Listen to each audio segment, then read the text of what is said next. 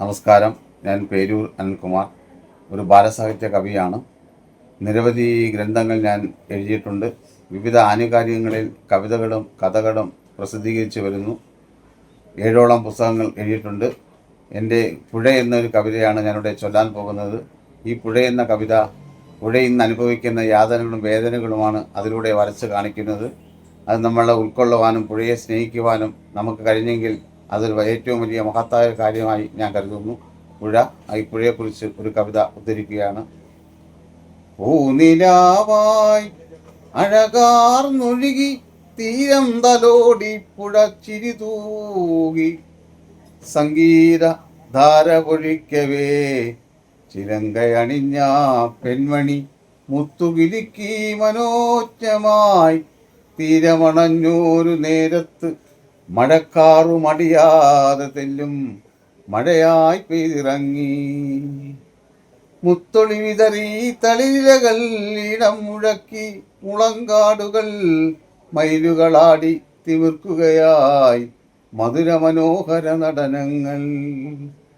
കതിരൊളി മിന്നും പാടത്തങ്ങനെ കനിവായി നീരു പകർന്നൊരു കാലം. പൂക്കൾ നിറഞ്ഞ പുഴയോരത്ത് പരിമണമുള്ളോരോർമ്മക്കാലം.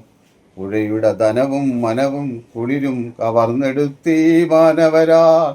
പുഴയുടെ തീരെ കണ്ടലുകൾ ഇത്തിരി പോലും കാണാനില്ല.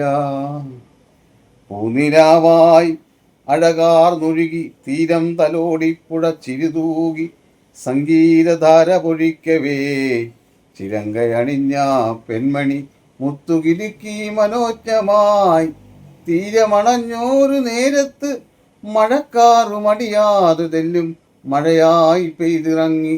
മുത്തൊളി വിതറി തളിരിലകൾ ഈണം മുഴക്കി മുളങ്കാടുകൾ മയിലുകൾ ആടി തിമിർക്കുകയായി മധുര മനോഹര നടനങ്ങൾ. കതിരൊളി മിന്നും പാടത്തങ്ങനെ കനിവായി നീരു പകർന്നൊരു കാലം. പൂക്കൾ നിറഞ്ഞ പുഴയോരത്ത് പരിമണമുള്ളോർമ്മക്കാലം. പുഴയുടെ ധനവും മനവും കുളിരും കവർന്നെടുത്തീ മാനവരാൽ.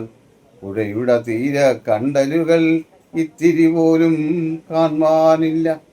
മലിനമയമായൊഴുകുന്നീ പുഴയുടെ ഗന്ധം മനം മടുത്തേ.